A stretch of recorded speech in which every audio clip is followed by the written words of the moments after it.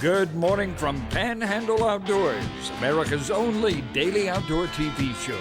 Your source for fishing, hunting, and information for folks who enjoy the great outdoors. Now sit back, relax. It's Panhandle Outdoors.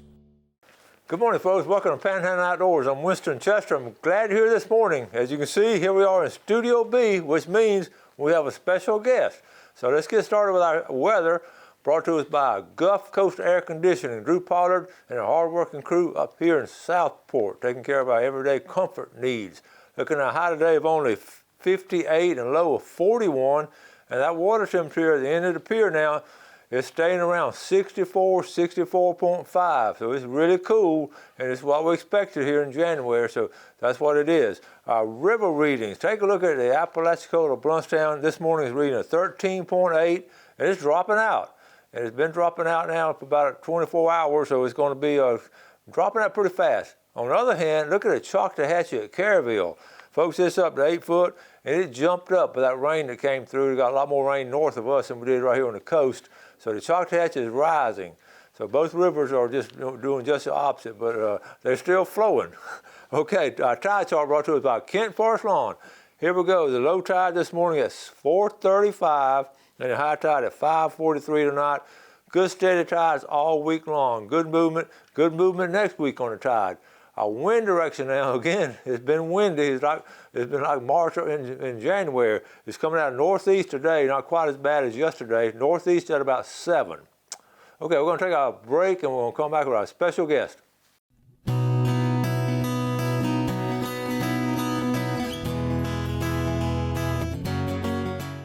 Welcome back, and look who's here. You're talking about a familiar face, Captain Roy Ray. Captain Roy, how you doing, buddy? Good to see you there, Coach. This is the guy that y'all complain for getting me mixed up in all this mess. It was Captain Roy. He invited me on when he had the show, and we still good buddies. 5.5 years, I believe we stayed together.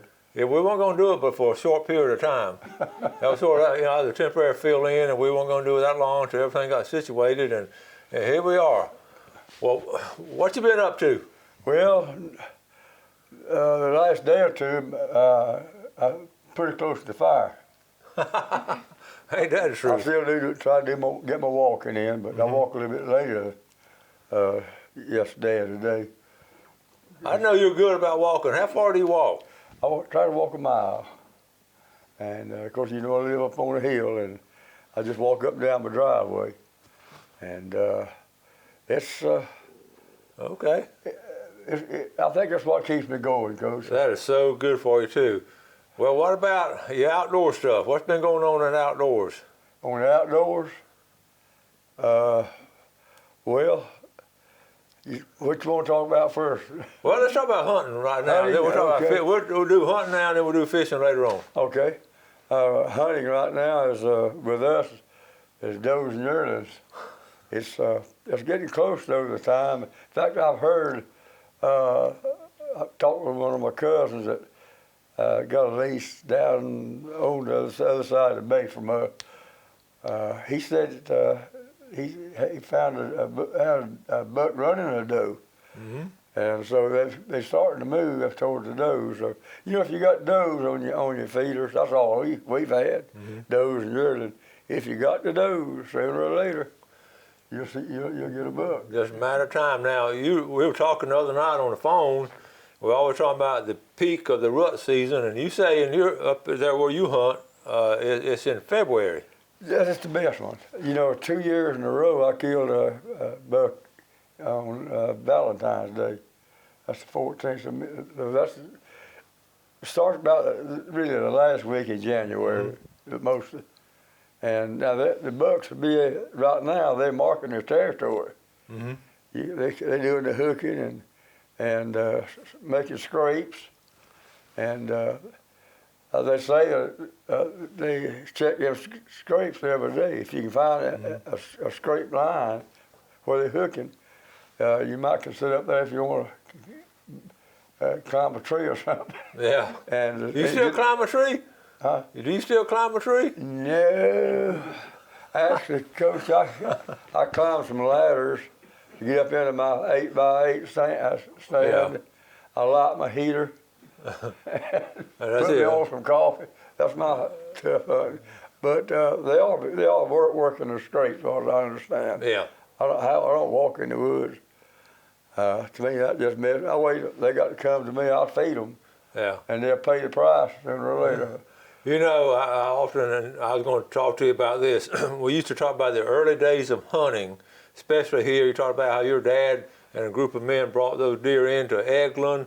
But if those guys in those early years could look at how we hunt today, they'll just shake their head. We got these cameras, these feeders, these high-powered, We used to drive from West Bay. Of course, that was my home.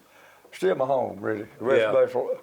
We used to drive all the way on up to Niceville, turn up the road towards the north, whatever that road number is, and hunt there on Eglin Field. Mm-hmm. And we had one old deer up there. Let me tell that story right quick. This is a good story. You've told me before, and it's a great story. You understand, for you new viewers, Eglin was, fortunately, since the 1940s, we've had Eglin, and it's been, of course, government, and y'all were able to bring some deer in. Your family and some other family brought some deer in. That's really was the seed of our population here. So anyway, tell that story. Okay, we turned north on whatever that road is, going north about to Raymer Tower. Mm-hmm. It's about halfway before you get to Highway 90. And the hunters were all gathered up there. They wouldn't let you go in the woods till a certain time, about good daylight. And well, Bob Sykes used to come down there, and we gathered up and talk, and he was a real talker. But we had he was a politician. He could talk. Yeah. He come by that easy. Anyway, there was a buck up there. We called him Old Boss, and you could tell his track when you saw it. His track, if I can see my fingers, about 3 or 4 inches long. His front feet were, and that was road 215 that we turned off at Raymer Tower, and that was the boundary line. Mm-hmm. On the north side you could hunt, on the south side it was closed. As a matter of fact, they had a prisoner of war camp to the right. We went in there one day, they called us, we lost a dog. And they called us and said it was that army camp in there. And we went in there to get it, and I remember seeing the Japanese that had been captured. They was walking around, they was playing ball and everything, had PW on their back. Oh my goodness. It's probably prisoner of war. Probably the best they ever had in their life. Yeah. But anyway, that buck would stay over on that closed side most of the time. But in the rutting season, he'd come back over and hunt a bunch of does. And boy, we had a lot of stories about him. You find his track, you turn where you going over on the north side, that road 215, turn your dogs on him. They come up there, you hear them, they jump, get the deer going, but when they cross the road, they won't be running balls, be running does and yearlings. Just throw them off on the does. And he was going right in and get with them does and yearlings. And I killed that old deer. I ruined the hunting up there. I think I was about 12 years old. And we found where he gone north, and my cousin put the dogs on. He said, "Now I'm going to keep a dog on the string." And when the first jump, he said, "I'm gonna hold that one dog, 'cause I know they're gonna jump those and yearlings, and I'm gonna turn my dog loose go back on that track." Well, that morning. Let me tell you, it was as cold as it was yesterday and today. Ooh. Oh, it was cold up there, let me tell you. There was a mud hole, and he was bad to cross right on the corner, and there was a mud hole there. And we found his track where he crossed that mud hole, and the ice had not froze back over. So Daddy said, "We'll get him this morning, this is fresh." Well, put dogs on him, and we had enough standards to stand that whole road where he used to cross back and forth, and I didn't have a place to go. And Daddy said, "I'm going to sit here at this mud hole, and he might try to come around and come back." That's just like he went. He said, "You walk over there, go up on this little hill, about a quarter of a mile up from his truck, and you got a new name. It was Boss Hill." And I sat there at about 9 o'clock. I like to froze to death, Coach, let me tell you. Yeah. And about 9 o'clock, I saw that rascal coming. And he coming just pitching along. The other dogs, they'd already run out down there. Mm-hmm. And he come right up behind. There's a big green, low-cut oak tree there. Mm-hmm. And he's coming out. I knew what he was going to do. He when he got that oak tree, he's going to stop and look that road over. Uh-huh. And that's where he made his mistake. I shot old balls. Let me tell you. The wind was blowing so hard that Daddy didn't even hear me shoot. And I walked down there and told him. He said, when he saw me coming, he said, "Well, you froze out, did you, son?" I said, "No, I've killed old balls." He said, "You ain't killed that old." He didn't even have a gun shoot. The wind was blowing so hard. What kind of gun were you shooting? 16 gauge double barrel with a plastic stock on it. I love it. 16 gauge double barrel. And I shot him, and when he turned and went back like he's come, but I let him have the other barrel, and down he come, and that was the end of the ball. And I told Daddy I killed old balls. He said, "You know you hadn't killed that old deer." I said, "Let's go look at him." When he drove up there and stopped, he looked at it, he said, "That's him." That's him. That ruined the hunting up there, really. He got a ball. A 12-year-old boy running there hunting. Great story, legendary story. Let's take this break and we'll be right back.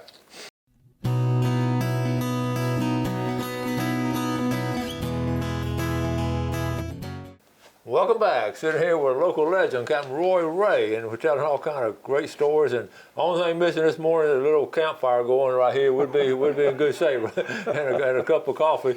But before we get back to Captain Roy, now tomorrow we've got a lot more names to add to the pickle jar. I'm not going to take time doing it today with Captain Roy here. So let's talking about we did hunting that first segment, so we're going to head towards fishing now, but. Fishing, you grew up there in West Bay, and your dad had that store, and it was the go-to place. And if you have my book, you can look on the Captain Roy store and see that picture of the old West Bay store. Tell us about it. Okay, West Bay, Senator W.D. Childers, he and I, we raised up together there in West Bay. A lot of people don't know that's where W.D. Childers was raised, at West Bay. He wrote me an essay one time about West Bay. He wanted me to go down to see something that was going on the campus, and I told him, "Well, I had to write an essay." He said, "What's it got to be on?" He said, I told him, "It's got to be on his personal experience." He said, "Give me a piece of paper." He said down there and wrote, this is where I could quote part of it. He said, "My home is in West Bay, Florida. Now, for the few that don't know the whereabouts of West Bay, it's a small community located on the Intercoastal Waterway, and is divided by Intercoastal Waterway, and the people on both sides of the creek are exactly the same, except that each one of them believes that they live on the best side of the creek." that was the way he wrote the essay. I think I flunked him. I was turning it in. But anyway, West Bay was a fishing community, Coach. My uncles had two of them that net fished, and they fished with usually a 300-yard gill net, and if they could catch a number 3 tub full of mullet, that's what they fished for. They consider that a pretty good day. That would weigh about 100 pounds. They get $10 for that bucket, for that tub of fish, and that was a hard living, but it was. And now I started my fishing there. That's when you started. Yep. My mom and dad, they had a store there, a big grocery store, and they had a pen full of alligators there, and to attract the tourists that come there. And one of my jobs was to keep that pen clean, where people would pick up sticks and bottles and everything, throw in the pen. And I had to get there and clean it up, but I have to get them in that pen anyway and entertain with them big alligators. We had one in there that was, I believe, was close between 11 and 12 feet long. And I had me a sign that I put on that the boards around that gator pen, and it was I took people fishing back then. They were 12 years old. My daddy had an old boat. I think it was an old net boat, Anyway, it leaked like itself, and I'd continue to keep bailing it. But he had a 3 8/10 horsepower champion motor on that thing. But it would take people out in the bay and a little faster than I could scull it. And the morning before I had a trip, I'd go down to the bay there, get me some pennywinkles. Everybody bought pennywinkles. They grow on the grass, stem on the grass. I'd break them up. I had a small pole on the boat that I would put me some pennywinkles on and catch me some pinfish. Chauffeurs, what we called them. And we got to make cut bait. That's what we would fish. We fished then with a long cane pole. Yep. And with a big cork on it. And you take that cut bait, put on that float, throw it out there, and pop that old cork, make it look like a fish strike. And the reason I'm telling you that, this is how we come up with a raised spec rig. Okay, and we're going to talk more about the development of that in just a second. We're going to take a final break, and we'll be right back. Welcome back. Glad you're with us this morning. Sitting here with Captain Roy Ray. Only the man that lives a life like this can tell these great stories. So these are legendary stories. Let's take a look at our fishing game time today, brought to us by Blue Water Outriggers in Port St. Joe. Our time 6:40 to 8:40 this morning, and tonight 7:02 to 9:02. Okay, we've already talked about Captain Roy's going to come on next month and finish up, not finish up, just tell us more stories and all. Because we're going to talk about speckled trout. He started specializing in speckled trout. Y'all didn't even fool with redfish. They were sort of got in your way, didn't they? Right. That was what I always fished for most. As a matter of fact, if you want to know the truth, that's my favorite fish to eat, speckled trout. But scarcely are now. Don't eat too many of them. Don't keep too many of them. Yeah. But it's of course not none speckled trout. Up. If you're going to go fish for them now, you got to go up, whether it be Sandy Creek, up in the rivers.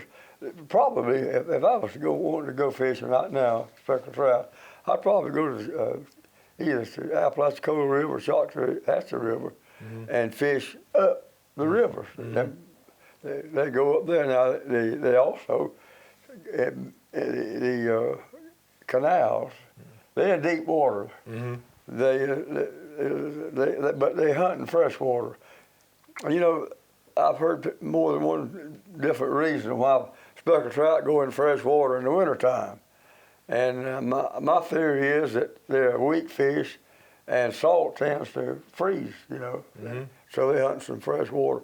So you definitely want to fish up in this kind of weather. Wear plenty of clothes. Get cold. That makes a lot of sense, and we're talking to a man who probably, I would say, caught more speckled trout than anybody here in Florida Panhandle in his lifetime. And fish slow. That's the thing about winter fishing slow. Fishing slow. Yeah. If you go troll for them, that's a good way to locate them. But you need just a trolling motor and just pull it slow because they get cold too. Yeah. I know when you and I fished together, we kept moving around until you found them, and then we just stopped right there and just started fishing. Start fishing. Yep. If you're fishing under a float, throw it out there, don't just let it set. If you find a raised spec rig, by the way, I'm going to give away a couple. Okay. You brought something with you? I thought we'd give away a couple of these things. Okay. You can still get these. I think C&G Sporting Goods. They still got some down there. Yeah. They're not making them anymore. There's a few left. Okay, so what we'll do, call me. I'll tell you what we're going to do. We're going to put it in this Friday's drawing. We're going to make a little package. We'll put a little fishing package in this Friday's drawing. Okay. With the raised spec. Yeah. So thank you. We don't have time to get into the development of it but we want to talk about how in your early days of fishing, the way you were fishing, making that little noise and all, this sort of led to that development. Right. And there's been a lot of fish caught off this. I mean, a lot. Yeah, I still say it catches more fish than any more speckled trout than any other bass you fish with. But it also catches bass. Oh yeah. Son Kenny raised caught about a 5-pound bass on it. The other things hit it, but it is a good bait. You can find them. But they're going out, folks. if you find something, you better buy them up because I'm not gonna make any more. That's good. We don't have enough time to get any more stories, but the floundering back in the day, did y'all flounder much? Yeah, we did. We floundered, and I can remember when my daddy didn't have a gig. He had a sharp pole. She sharp off a pole. Yeah. And he gigged that flounder. Then he has to run his hand under on the bottom of it and pick him up like that. And keep, because he didn't have a barb. How about that? I had an uncle one time that was fishing. He was kind of a green horn fish at floundering, and he saw one. We found where one had laid, making a sign. You can see where they make a sign on the ground, and was looking for him, and he kind of muddied the water up. And he said, "Hold it!" I see him. He picked up that old stick and he jobbed it in his foot. Oh. It didn't take him long. Oh, I know that hurt. There's all kind of stories like that, Captain Roy. We got to start wrapping things up, but I know you walked the walk back in those days. Y'all had to eat fish for a living a lot of times. That's right. That's right. Especially West Bay and Southport, fishing communities, and. Great heritage, hard-working men. Right. Let me say quick about this, about the difference in West Bay and Southport. We're gonna run out of time. What's the difference, real quick? You didn't mess with their girls. Oh, okay. That's Hatfield and McCoy. Folks, thank y'all for watching Panhandle Outdoors. We're gonna have Captain Roy on next month. Y'all do something good today for fellow man. Have a great day, and God bless. God bless. Thanks for watching America's only daily outdoor TV show, Panhandle Outdoors with Winston Chester, featuring hunting, fishing, and other activities and information to help you enjoy the great outdoors. Join us next time for Panhandle Outdoors.